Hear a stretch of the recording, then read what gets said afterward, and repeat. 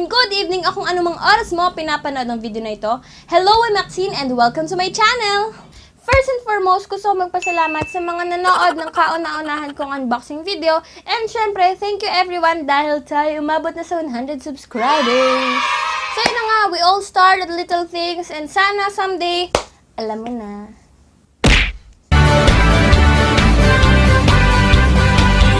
For today's video, I'm going to unbox something that I bought online. I'm going to give a product review on acrylic paints and ko-compare natin siya. I-differentiate natin siya sa iba't ibang mga acrylic paints.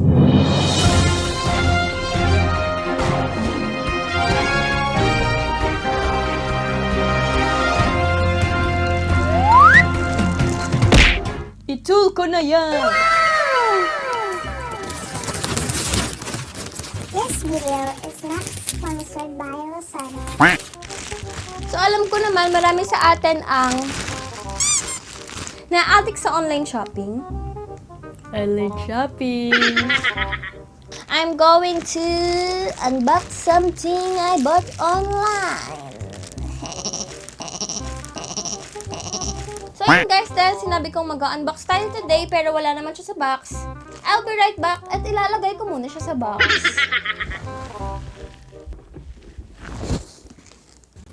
Good morning, good afternoon, good evening! Ako namang oras mo pinapanood ng video na ito. Welcome to my second unboxing video.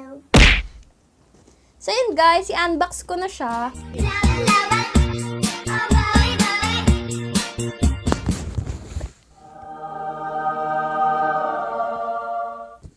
So ito yung binili ko. Satisfying. So syempre, props lang naman yung box. So in-order ko to last week. So ayan. Mabigat-bigat. Guess what's inside? Bye-bye box. So actually, nakabili na ako ng ganitong paint. And okay naman siya. Nagustuhan ko yung ano niya. Hindi siya katulad ng ibang paints na nabili ko. And very worth it naman yung price niya kahit mura siya compared sa ibang brand ng paint. So yan, nakalagay, do not drop, fragile, handle with care. Para lang yung grades mo.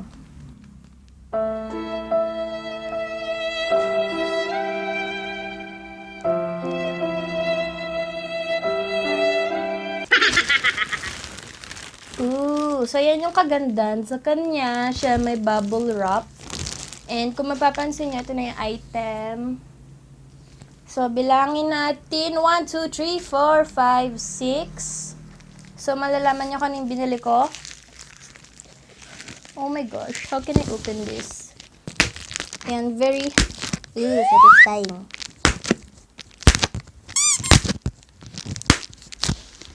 ASMR. ASMR.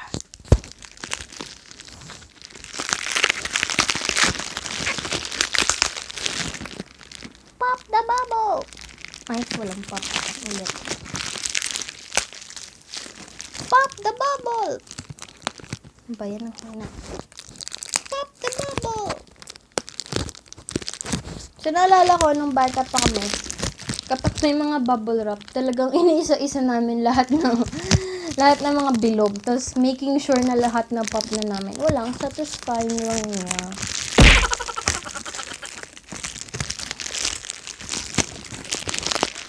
So, ito, yan. It's really nicely wrapped. Kasi, may bubble wrap pa siya. Then, balot na balot siya sa tape. So, syempre, may ganong products din na, like any other products. Then, ayan, meron pa siyang cellophane. I think, cellophane. O, tapos, ayun, naka-tape ulit. Okay. Pop the bubble. Pop the bubble. Pop the bubble. So, ayan. I bought I-TULCO acrylic paints. So, ayan. So, ayan. Bumili ako ng gold. This is worth 169 pesos. Oh my gosh, ang dami ko palang binili. Kaya pala. Lagot na naman ako. Lagot na naman yung wallet ko. So, ayan. Bumili ako ng gold, white, clear coat. So, yung white and clear coat, nagre-range sa 75 pesos. So, yan, bibigyan ko kayo ng link if you are interested in buying their products. Meron silang official store sa Lazada. So, So, yan, bumili din ako ng royal blue, dalawa, kasi I'm having a project. Actually, ano siya, nagbabalak ako mag-paint ng something. Yan.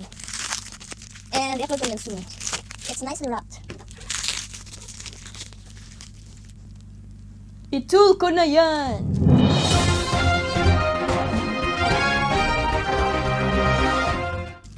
Sorry. So, yan. I bought clear coat, white, royal blue, gold. Yan. So, for a total of 543 pesos. So, actually, ito yung una kong binili. Ang una kong binili is clear coat lang, white and yellow. So, ang ano lang dito sa paints na to is may amoy siya. Matapang yung amoy niya.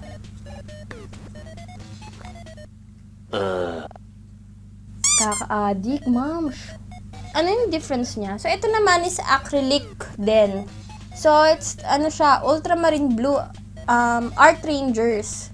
So, pag inamoy ko siya, uy, 53 pesos lang pala siya. Pero iba-iba kasi yung prices niya, syempre, sa iba-ibang store. So, ayan, i-compare ko siya kung anong amoy niya. So, ito, ang amoy niya is amoy parang yung amoy sa marker, matapang kasi siya. Tingnan natin yung ingredients later on. Ito naman is acrylic, ano din, okay din siya.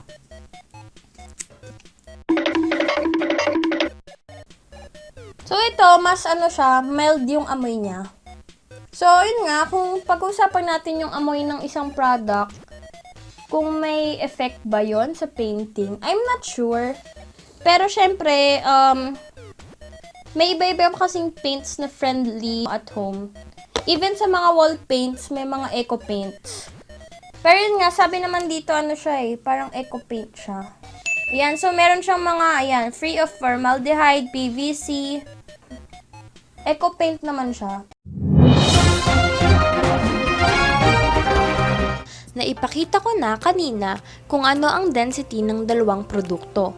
Density is the measure of mass per volume. At kung ihahalin tulad ang Art Rangers sa TULCO acrylic paints, masasabing mas malapot ang naunang produkto. In English, viscous. Samantala, ang TULCO acrylic paints ay mas malabnaw. Ngunit, maganda pa rin naman ang quality ng kanyang pigment. Kung mapapansin natin, ganito ang kaibahan naman ng clear coat. Ito ay mas malabnaw. One of the purposes of clear coats is to prolong your paints or blend it with other colors when applied to the canvas.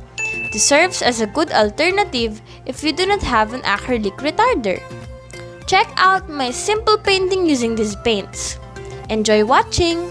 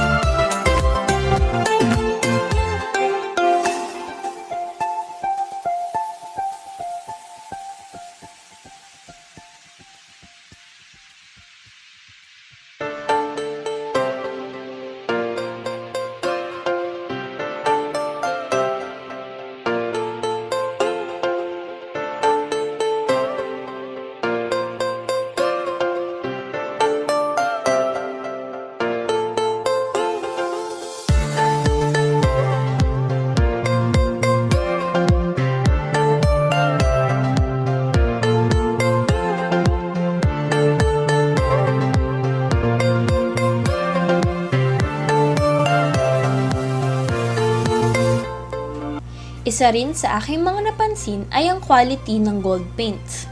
Di katulad ng normal pigments ng TULCO acrylic paint, ang gold paint ay less opaque kapag in-apply sa canvas. Opaque means not transparent, while opacity is the condition of the transparency of a certain element. At dito sa aking product review, I therefore conclude that the gold paint is preferable if applied with a base color first. Then, will be painted into at least 2 layers.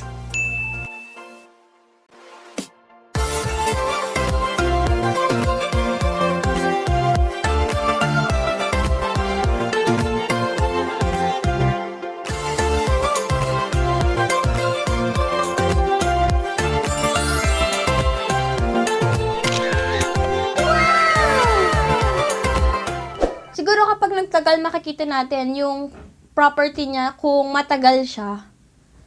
Kung heavy, kung long-lasting yung pigment niya. Pero nung ginamit ko naman to dito sa mga past paintings ko, nung ginamit ko naman siya, okay naman siya. Hindi naman siya yung talagang sumisingaw yung amoy. Actually, hindi you will smell it. Ay, wala pala akong ilong. Well, so yun guys, thank you everyone for watching my first ever product review and second unboxing video. Kahit wala naman talagang box. So, unwrapping video. So, if you like this video, at kung meron ka pang mga dagdag na review about this product, comment down below, and nga. I hope you like this video. Sana marami kayo natutunan kahit paano. And don't forget to like, share, and subscribe. And thanks for watching!